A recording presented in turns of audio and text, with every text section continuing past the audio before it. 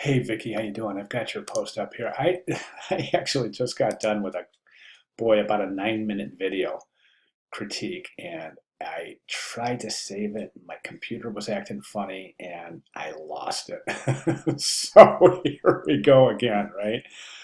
Okay, I think I can pretty much duplicate everything I have said in the last. So, all right, now let's get started. I wanted to address your writing here. So, good stuff here. I wanted to address this. I was, background crop to the sides. I needed the banner, but cropped out the background. And I moved down so I could capture some beach scene. I got that. I used the same color for my headline. And then you changed the color, and you made a decision to change the color. And that's normal because you think about cropping a different area of the image could create some different conditions where the original color could be less legible or readable, less contrast, et cetera, et cetera. So that's pretty standard. So I was pleased to see that you took the liberty to make that decision. I think it's an effective decision, and I think it works.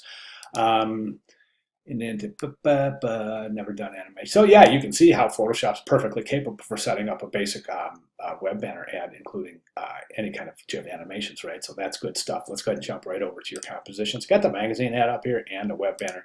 Thank you very much for including the magazine ad. A lot of students missed that requirement. That's from over in the course announcements, and it just really helps. As you'll see, it just helps so much in determining the harmony and consistency in the campaign itself. And as we can see here, you've got wonderful consistency, really fantastic. So I've got no concerns whatsoever in the adaptation of the banner ad from the magazine ad, nor the harmony or consistency associated with the campaign itself. So great job. All right, I want to start with the magazine ad because as I was looking at this, I'm noticing a couple of things that definitely could be adjusted. Okay, now the main thing is alignment. So we have some alignment issues here. And I've grabbed my straight edge right here so we can see. So I'm going to align this to the D and do from the headline, right? And we can see that the subhead is indented a little bit, and also the address area is outdented a little bit. So these should all fall in alignment with that D, right? I think that's pretty obvious. And you'll see how that creates a wonderful left margin, kind of increases the page harmony. And eliminates the viewer of thinking that there could possibly be some minor mistakes in the banner ad. So go ahead and get that into alignment. Now, next thing I want to talk about in alignment is this. In graphic design and page composition, it's really a great idea to align everything with something. So here you've got your body copy aligned with the E. That's fantastic stuff right there. Good job. But the logo itself, the outer edge of the logo, isn't aligned with anything. So we can see if we nudge that over just a little bit to the right, it'll align with that D, and that will be good stuff. And if you really, really want to push your alignment, well, actually, no, you don't have to, because I don't want to mess with these type blocks because they're beautiful and they're done beautifully. So let's just leave those because they're perfectly fine. So just remember this principle that everything should align with something that will really help clean up the page organization. Next thing I noticed in the magazine ad is this type here, and we're going to compare this type to this type. Now, notice any difference in the way they're shaped? Sure you do. Take a look at the O. This is an oval. This is a circle, right? So what does that tell me? That tells me that the type has been placed and distorted or otherwise manipulated. Typically, this happens upon trying to resize something without constraining the original aspect ratio or the original proportions of this type. So my guess is that you place this type in Illustrator, then went ahead and selected the type, grabbed the corner bounding box to resize it. The problem is you didn't hold your shift key down, so it didn't constrain the original proportions. It's really easy to get distortions without holding that shift key down. That shift key is one of my favorite tools ever.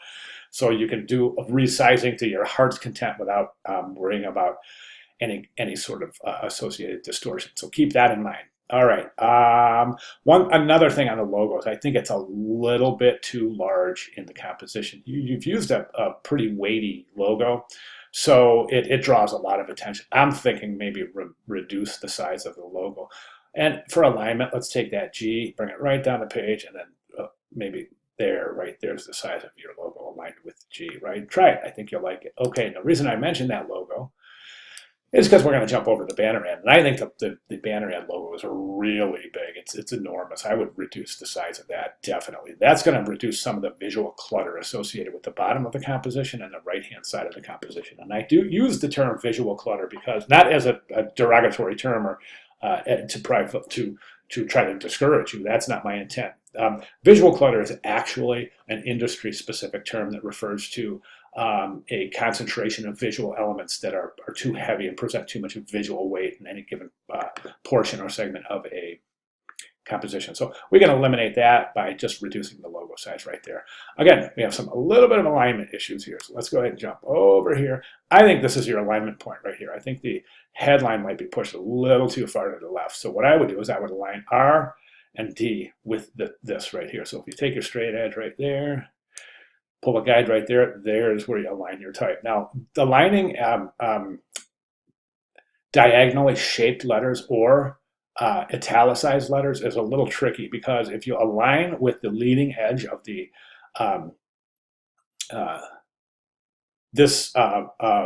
vertical stem, if you align with the bottom of that, it's going to appear that that subhead is pushed over to the right a little bit, and that's because of this negative space here with the oblique.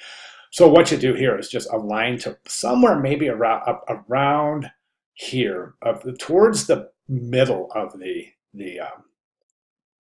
that vertical stem, not towards the bottom and not towards the top, but right around in the middle. It's going to take that bottom stem and make it hang over the margin line, I mean the guide a little bit, but that's okay, because it's going to eliminate that optical illusion of having it appear like it's pushed too far right into composition. Okay, my final recommendation is this. Your animation looks fantastic, but I think the type size here is a little large.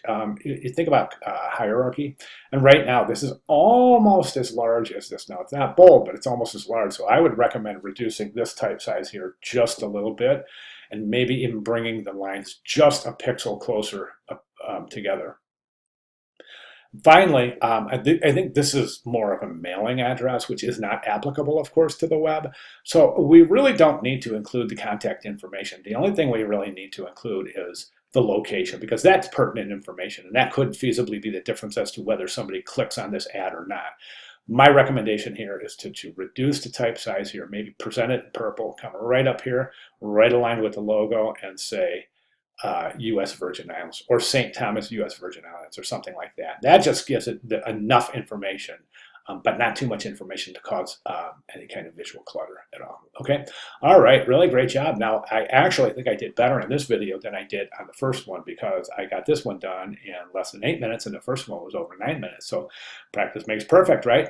All right, Vicki, thank you very much. Now, I'd like to see these changes reflected in your final submission for your campaign coming up quickly here in week 7. But if you want to make these changes and resubmit here, have at it. I'll be glad to provide additional comments. At this point, the most important thing is to let me know if you have any questions or need any clarification whatsoever. All right, great start, Vicki. Thank you very much.